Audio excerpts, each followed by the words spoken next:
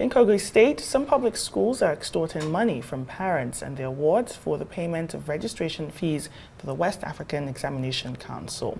This is despite free education in the state and amid economic hardship in the country. Investigation carried out by Arise News shows that some schools are collecting more than 20,000 naira despite the Kogi State government saying that it has paid fees for students in all public schools. Frederick Odimayo found this report.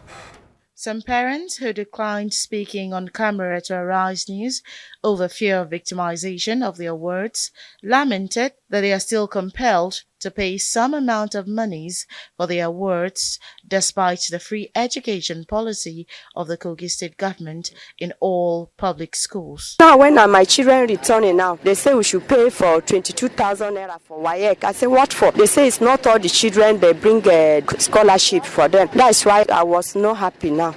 And they say if they didn't pay, they're not given the opportunity to write.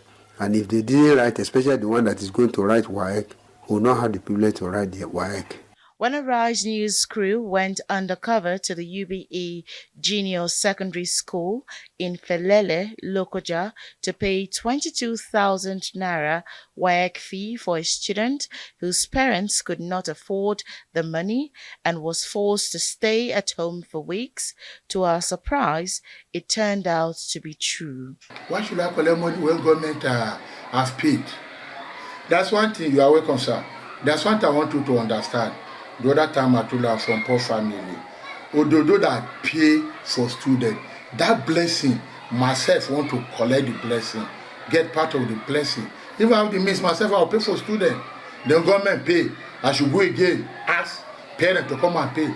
Some parents in Lokoja here, even feeding is a problem for them. Then you ask them to pay. Most especially those in a traditional area. Then why should I say that they should come and pay money when government has paid? Meanwhile, the Kogi State Commissioner for Education, Wemi Jones, has vowed that the government will sanction school principals found guilty of corruption.